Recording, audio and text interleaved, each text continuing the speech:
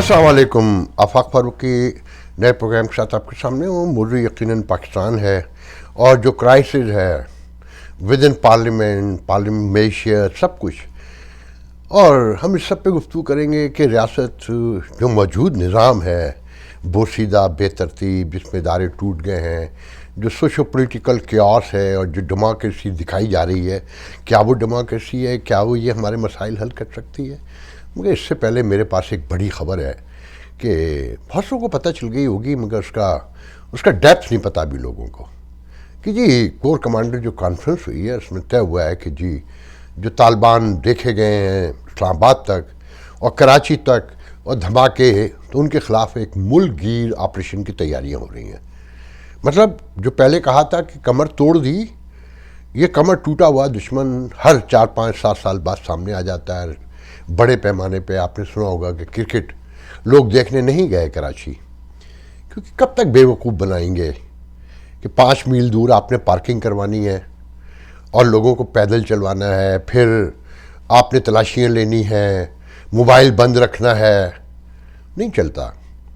अगर आप बहुत से लोगों को याद होगा कि जब अमेरिका रिट्रीव कर रहा था, अफगानिस्तान छोड़ रहा था नाटो के साथ, तो जब फतेह मुबीन के नारे लग रहे थे, मैंने आपको बताया था कि ये आपके गले पड़ेंगे फतेह मुबीन के नारे, और ये सारा मलबा फिर 9/11 की बात की तरह फिर आप पर गिरेगा और ये आपके लिए बहुत बड़ा इशू होगा।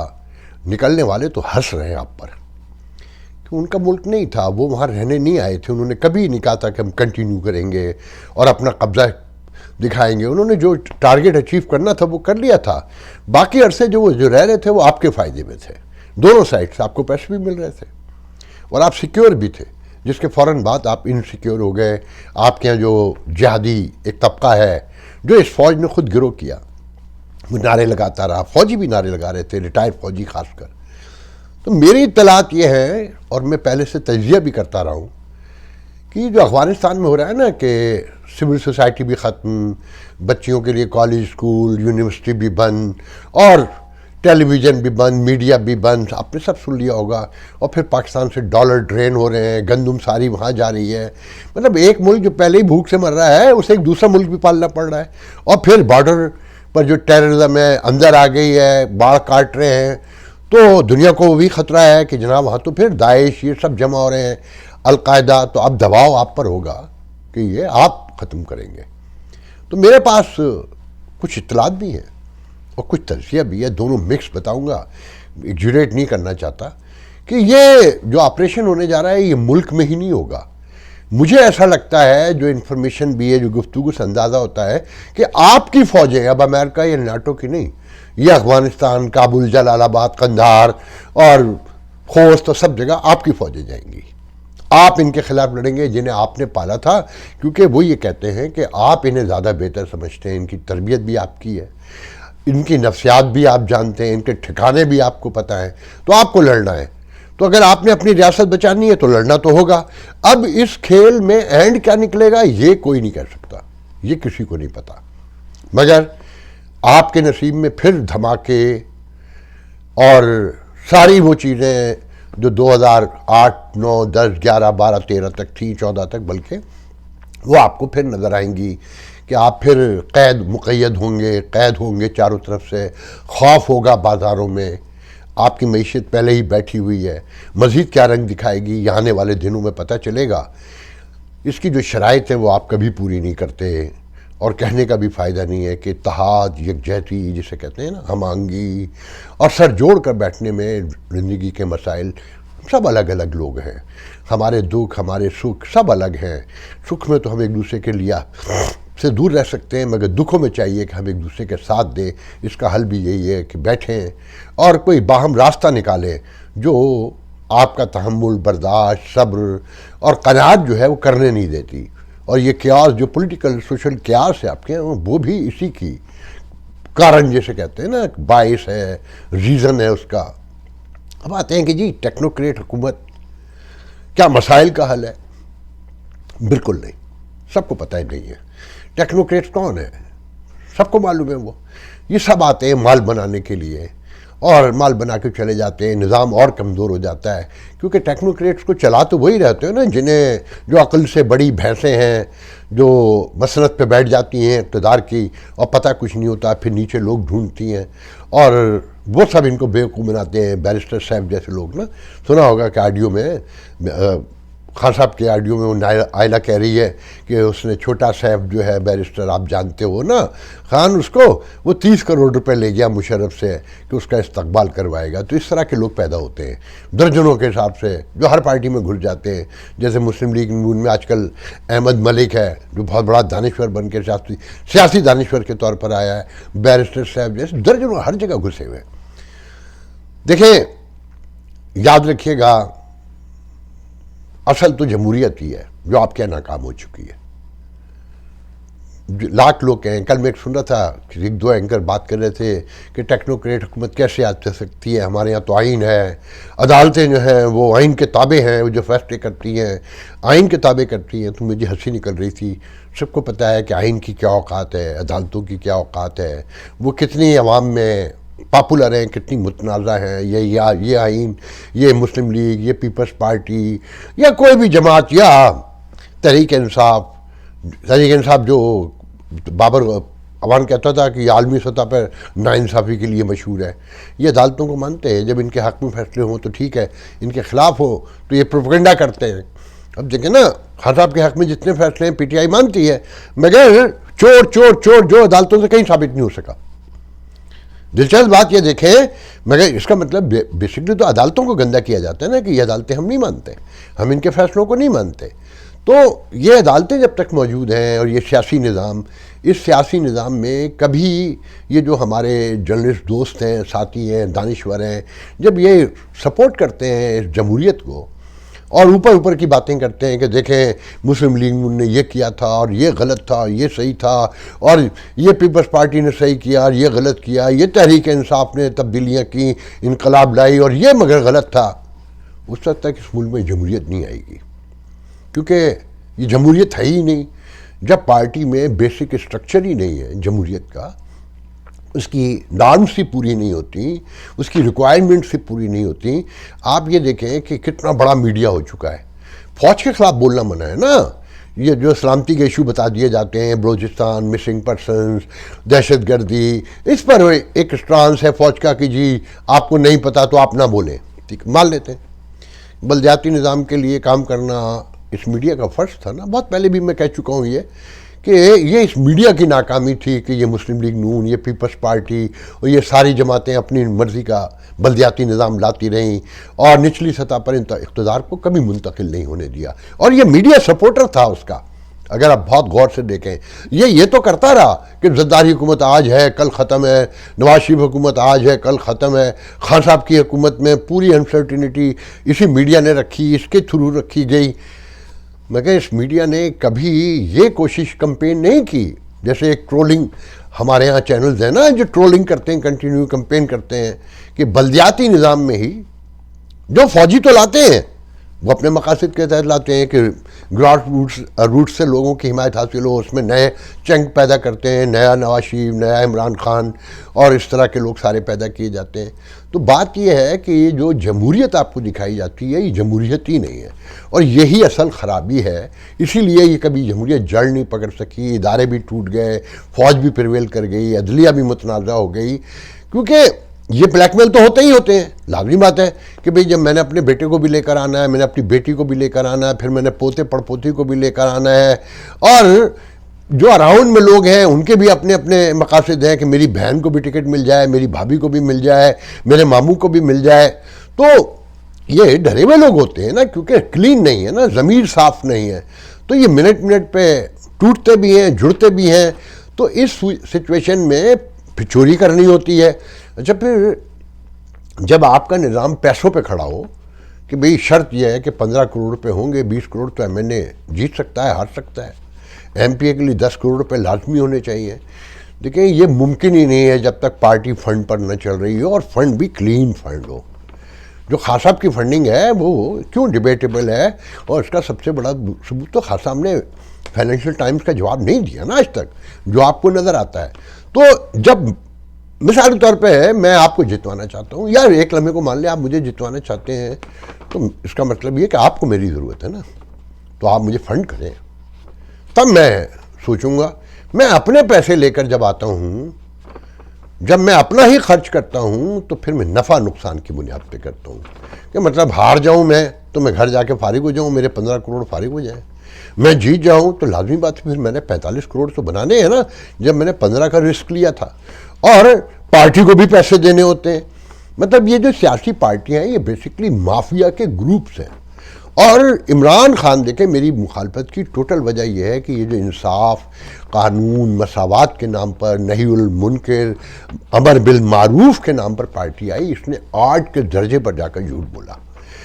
اس نے کرپشن کو بڑے پیمانے پر انٹروڈیوس کیا، اسپیشلی پولیٹیکل سسٹم میں، کہ پارٹی کو 2 گنا جو بے نظیر بھٹو اور نواز شریف کرتے تھے نا، اس سے 2 گنا زیادہ پیسے وصول کیے. پھر ان کے اپنے لوگوں نے بھی پیسے وصول کیے، پھر الیکشن کا خرچہ بھی ہوا. یہ جو استعفے نہیں دے رہے، کیوں نہیں دے رہے؟ حالانکہ اسپیکر کو مان لینا چاہیے کہ جو اجتماعی دیے ہیں کہ بھئی ہاں سب کے سامنے کھڑے ہو کے دیے تھے، بات ختم ہو گئی، دیں نا، کرائیں نا الیکشن. نظام تو یہی ہوتا ہے. مگر سب کو پتا ہے کہ اگر یہ استعفے قبول ہو گئے، پنجاب اسمبلی ٹوٹ گئی، کے پی کے ٹوٹ گئی، تو یہ سسٹم تو گیا. یہ جو ان کا خواب ہے کہ اکتوبر نومبر کھینچ لیں گے، یا 1 سال اور کانسٹیٹیوشنلی کوئی ڈرامے بازی کر کے لے آئیں گے وہ اور چلا لیں گے، نہیں، ایسا کوئی پھر نہیں ہو سکتا نا، پھر سوچ میں بھی نہیں آ سکتا. بات ساری یہ ہے کہ جب تک یہ ایک ساتھ نہیں بیٹھیں گے اور بیسک اسٹرکچر چینج کرنے پہ فیصلہ نہیں ہوگا کہ ادارے کیسے درست کرنے ہیں، خود کی پارٹیاں کیسے درست کرنی ہیں، تب معیشت میں کوئی بہتری آ جائے تو آ جائے. اور پھر افغانستان کا ایشو جسے آپ بہت چھوٹا لے رہے ہیں، اور یہ جو بلوچستان میں ہو رہا ہے، یہ مسائل حل نہیں ہوں گے تو آپ بھول جائیں، تصور میں بھی نہ لائیں کہ آپ کی معیشت کبھی گرو کر سکتی ہے. آپ روز شکنجے میں الجھتے جا رہے ہیں.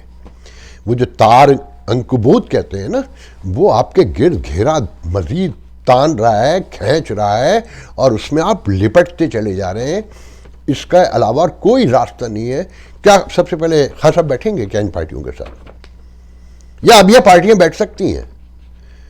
بیٹھ تو سکتی ہیں. اگر یہ جو ہمارے خطے میں ہے کہ ساڈا بابا اتے رہے گا، میری انا، میں کیسے اپنی شکل تسلیم کر لوں.